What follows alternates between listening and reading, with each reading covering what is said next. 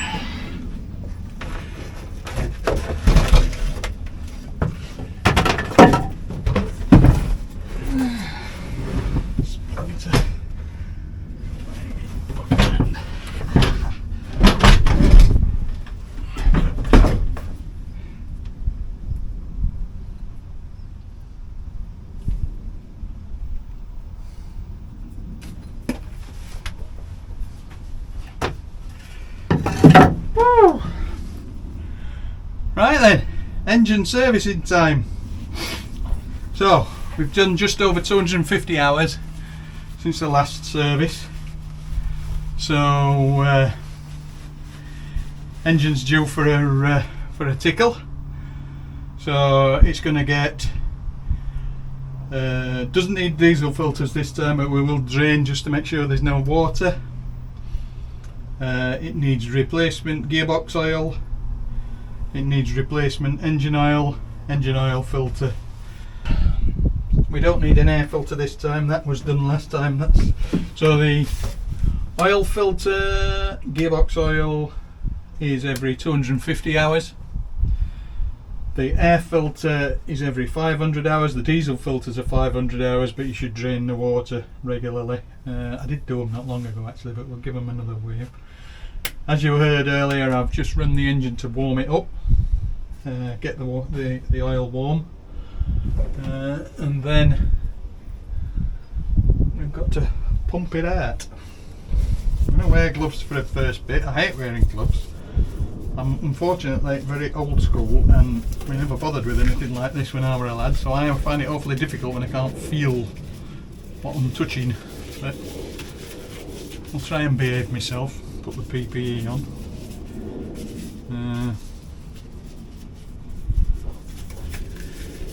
I'll apologise in advance if I get fed up, it'll be coming off. So I did save at the last oil change some empty oil drums to be able to pump the oil into. I've got some empty drums to put the old engine oil in, and then that can be disposed of properly. Now there are two ways of clearing the engine. There is a built-in pump here which will find it, which will pump oil directly from the engine casing. The gearbox oil, there is a drain plug allegedly. Yeah, there is a drain plug, I think that's it there. Well, there is a drain plug for the gearbox engine oil. I did pump it out the top last time. We do have, I do own a Pella pump, so that's a manual pump that we can try to get the dregs out with. I also have on the boat, I also possess an electric pump which we can use to pull out the engine oil as well. So there is just a blanking plug, sits in the end of here.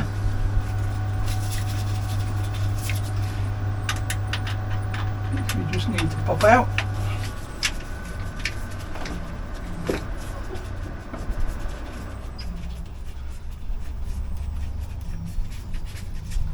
That just stops the oil escaping when you don't want it to. It's just the blanking plug straight into that bottle.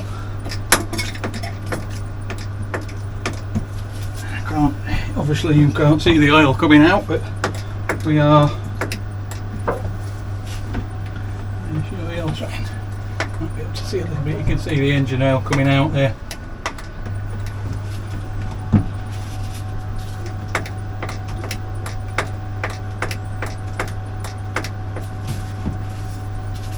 Got to get the oil filter out, for which I've got this little tray to put underneath. Chuck my pig mats under, hopefully where it is. Gloves are a bit slippy when it comes to trying to get the oil filter off. However, I believe hidden there somewhere I have an oil filter tool. I've got all the gear.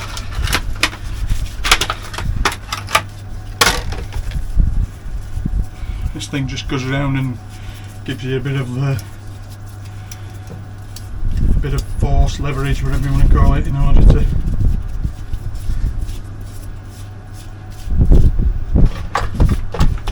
the new filter, so I can have an idea how big it needs to be. It's probably not bad at that.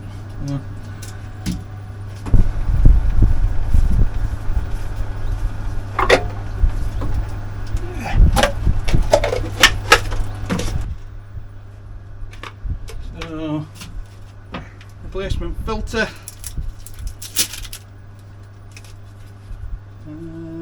Little bit of oil just to dampen the seal.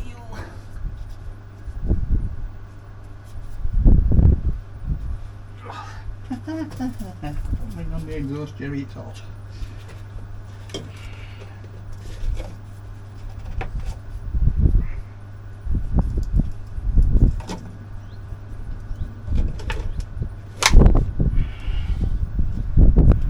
There we go.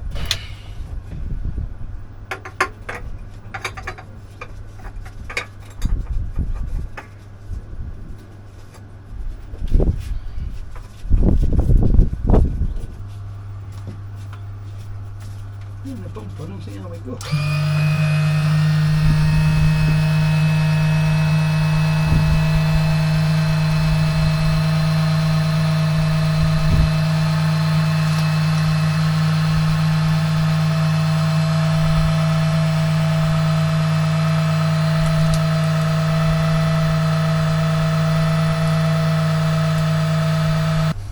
Nothing there. That's got about a litre and a half, so that might be our gearbox oil. So I think we can deposit the majority of this one in the engine. without any risk of cocking it up. Again, I'm using all genuine Sh1t components. A new engine, I suspect, will be an awfully expensive event, so I think spend a few extra shekels on oil from the manufacturer.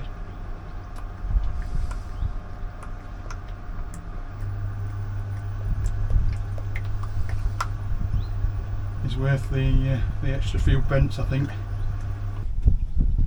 Right, if the manual's to be believed, it's 1.4 litres for the PRM 150 and 7.4 for the engine, so we are slightly low on the engine, I think. And what's in this bottle is going to pretty much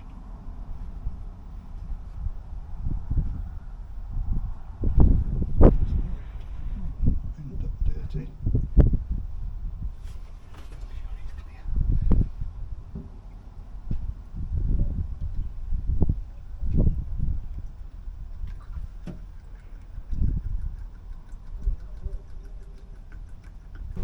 These will work as, I'll save these in the bows, and these we can use for dirty engine oil at the next change.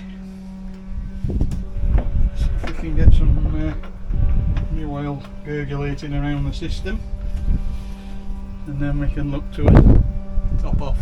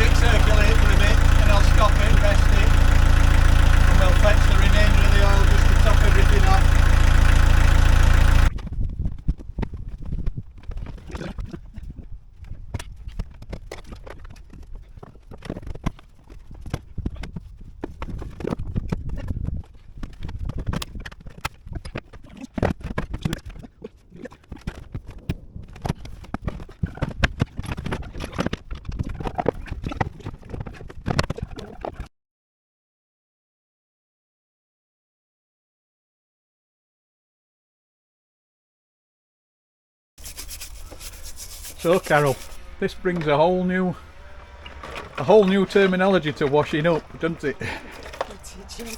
Just don't film this. Just do not film this. It's already filming. I assure everybody, it really doesn't smell. Only of white vinegar at the moment, but nothing else. It smelled when I had to put my hands in it to take it to pieces. You didn't seem to worry about that. I'm too busy having my own problems, Pete. Yes, we're on full cassette refurb, which may turn out a success, it may turn out a failure, but we had a couple of problems with them. First of all, the seals needed doing, so I've bought new seals and new components for it. But secondly, the warning light wasn't coming on when it was full on these two cassettes. So we're going for the full-on smarten up. Whether I can get it back together again remains to be seen, because I've gone way beyond the normal servicing routine and stripped every bit out of it. But we'll see. And if this works, the good news for Carol is she's got another one to do there. Look.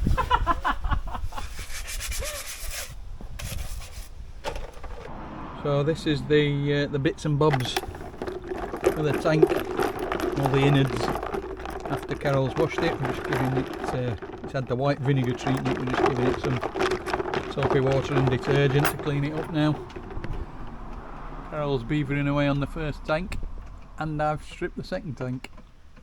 We're not stripping the second tank quite as far, because I don't really need to know how it fits together. If I can't get the first tank back together, we'll sacrifice it. It was really to understand the internal workings of it all. I think it'll be alright. Right then, so this is the fully dismantled tank. I've actually stripped out the whole innards, which I don't think you normally do. Yeah, just so that we can figure out how it works now then.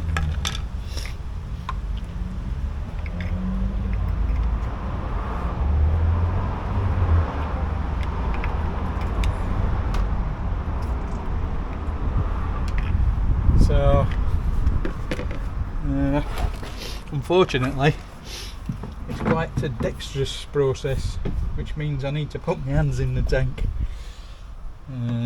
in order to make it work. So this is the kind of guide rail, for want of a better way of describing it, which is held in by 3 screws, but they're from the inside of the tank.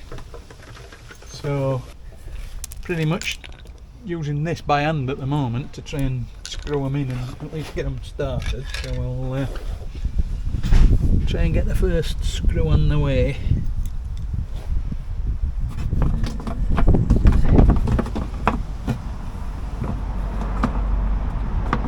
I'm sticking my tongue out, concentrating, you'll be used to that now.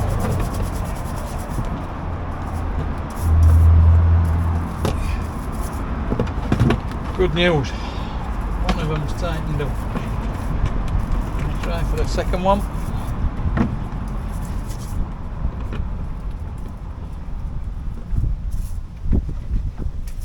That's a result, I think. So success on that front. That's the guide rail in. And the next thing that goes in is this flap, which I believe that has to sit in there, doesn't it?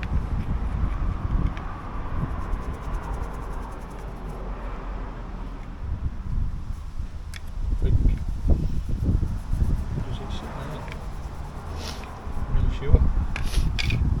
So again, this flap mounts on here, and there's a little screw that we've got to try and coax into the right spot. Just try to feel for the hole for the screw. Oh, I think I've got it. Same little screwdriver-y tool.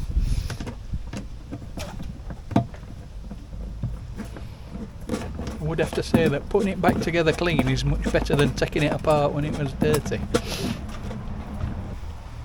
Next bit of the equation is this, and I don't fully understand how it goes. I understand if it sticks through there. I understand whether it's supposed to be on top of that. I think it probably will be. Right, this we bought new parts, which have got new seals, obviously. Little test drive with this.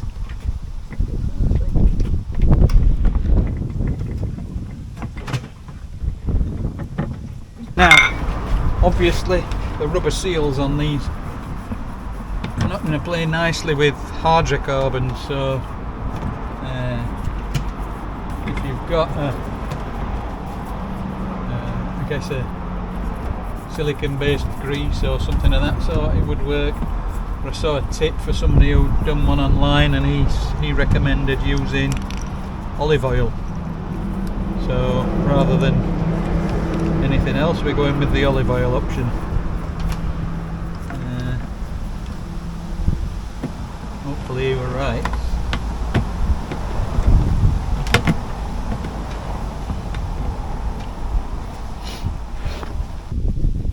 This is the retaining piece that goes on the inside.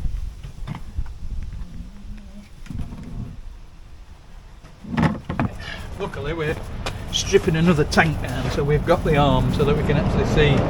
So that passes through that hole thusly.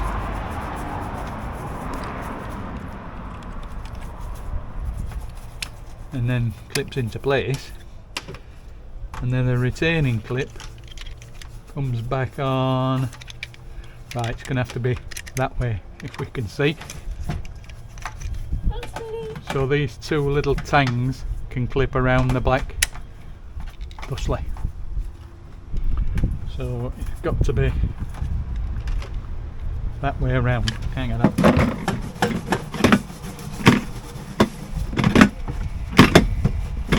Bingo!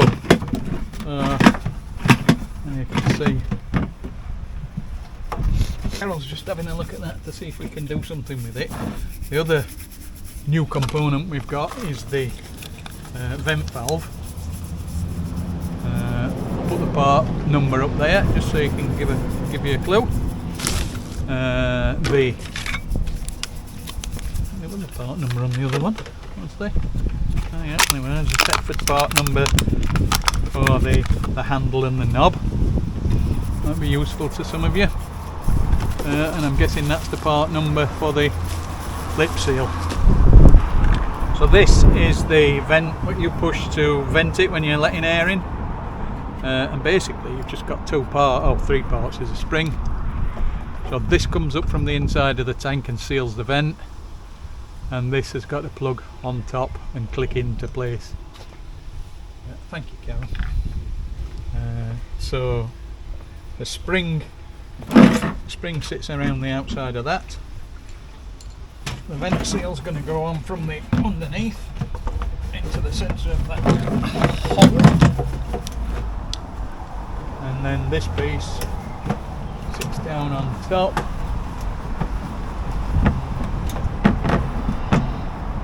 And it's a bit of it's a bitch to put on. You've seen.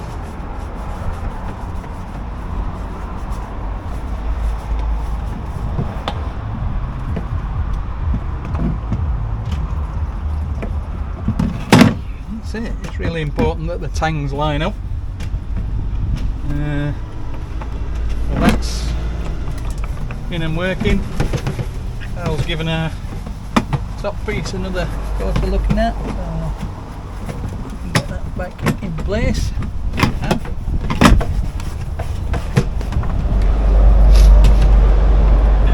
These bits where they're filling the empty pipe.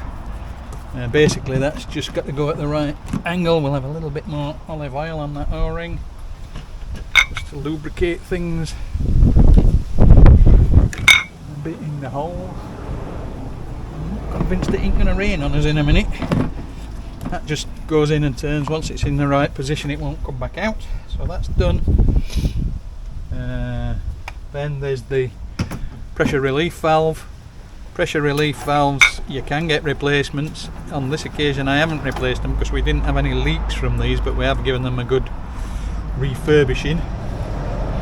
And they will only go in one way, I believe.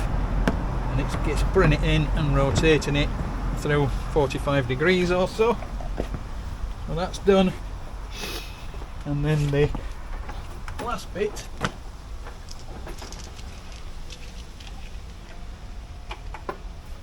is the replacement covers.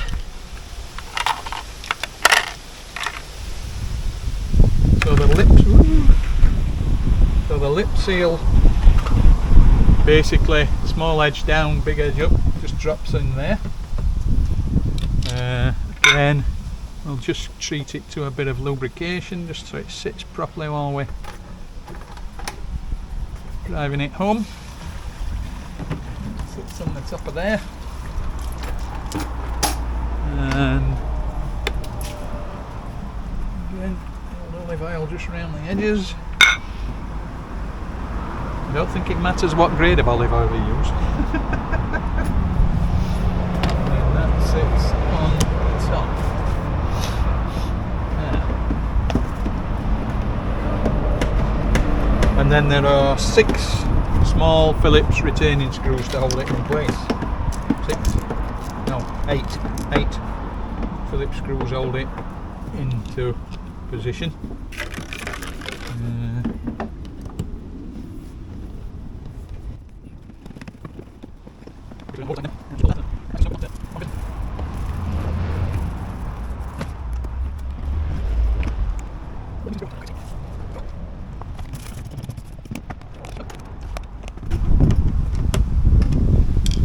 Cover pieces just press fit onto the top.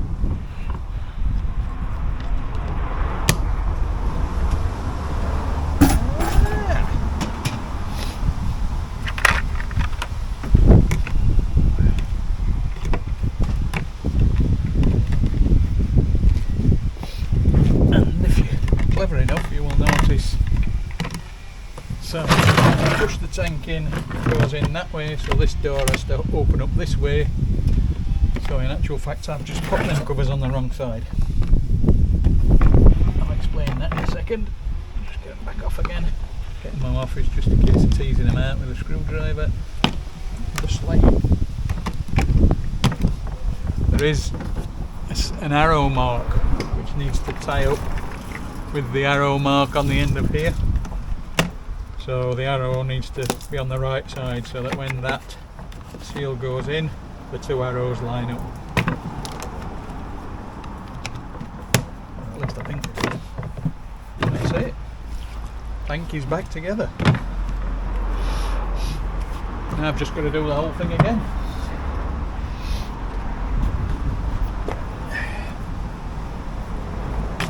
Pop that open. You can see that we can seal the tank. Basically, when you're actioning your toilet with the lever, it's basically just opening that door.